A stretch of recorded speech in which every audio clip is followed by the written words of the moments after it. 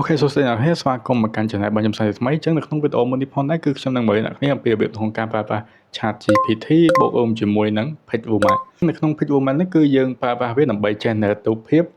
ជាលក្ខណៈរូបភាពដែលយើងមើលទៅគឺដឹងថា AI generate សុទ្ធតែម្ដង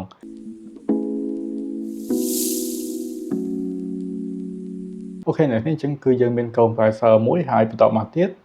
គឺយើងធ្វើការ search ChatGPT យើងសិនមកអញ្ចឹងយើងអាចសរសេរ ChatGPT អូខេបន្តមកទៀតយើងធ្វើការ search Pixelwoman អញ្ចឹង Pixelwoman នេះគឺជា website AI ដូចគ្នាអូខេអញ្ចឹងកន្លែងនេះគឺវាដាក់ថា free image generator អញ្ចឹងកន្លែងនេះយើងចុច Run app អូខេអញ្ចឹងយើង sign in វាជាមួយនឹង Gmail របស់យើងអញ្ចឹងយើងអាចចុច join continue ក៏បានឬក៏យើងមិនចង់ចុច join នេះយើងចុច join នេះអញ្ចឹងយើងចុចអូខេ mail របស់យើងមកអញ្ចឹងមាន email មួយទៅគឺសួរមែនតើយើងយកវាទៅប្រើប្រាស់មួយអីក៏បានដែរតោះអញ្ចឹងនេះគឺជារូបភាពដែលយើងប្រើ AI generate ហើយរូបភាពនេះគឺមើលទៅគឺអត់ដូច AI ទេ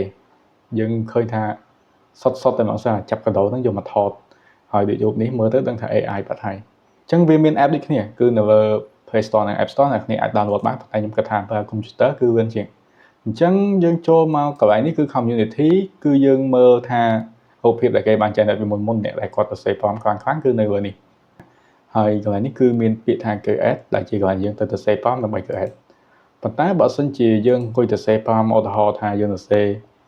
make image អីចឹងទៅវាចំណាយពេលយើងប្រើ ChatGPT ទៅសេឲ្យទៅសេបានវែងហើយទៅសេបានស្អាតទៀតកុំឲ្យខាត់ពេកយើងទៅ ChatGPT យើងសិន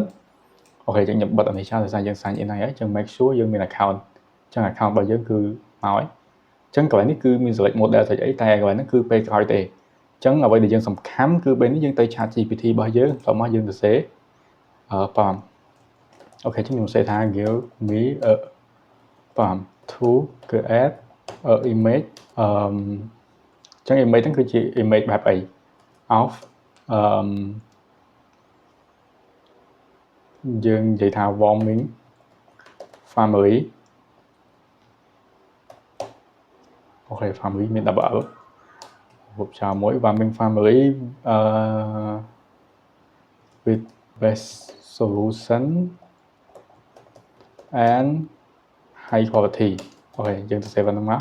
ចាំមើលវានឹង save ឲ្យយើងបានច្រើន AU quality អូខេអញ្ចឹងពីអស់នេះគឺសុទ្ធតែយើងទៅ save ខុសអញ្ចឹងយើងកែវាមកយើងកែវាទៀតមក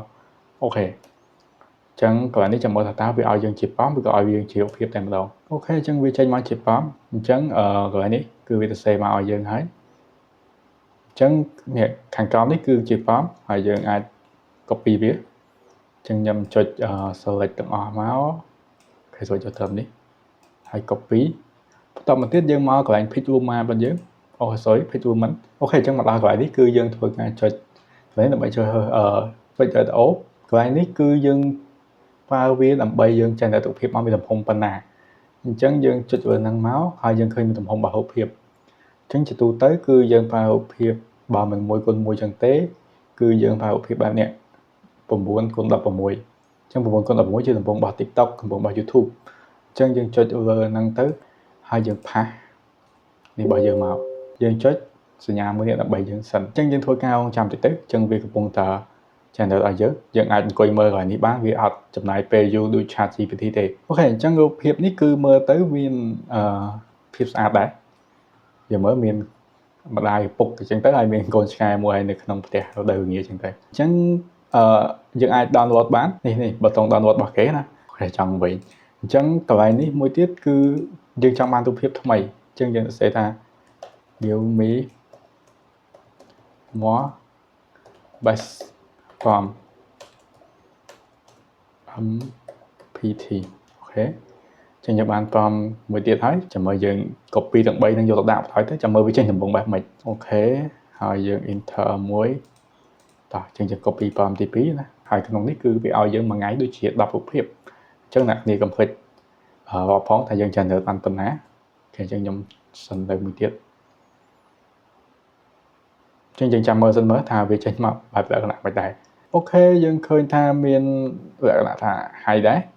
ប៉ុន្តែវានៅតែអត់ទាន់ស្អាតគ្រប់គ្រាន់ប៉ុន្តែខ្ញុំជឿថាប៉ុណ្ណេះយើងអាចប្រើការបានហើយបើអ្នកទីចេះអង់គ្លេសច្រើនជាងខ្ញុំអាចទៅសេក្នុងហ្នឹងក៏បានឬក៏ អត់ទេយើងអាចប្រើ chat GPT ដូចខ្ញុំទៅ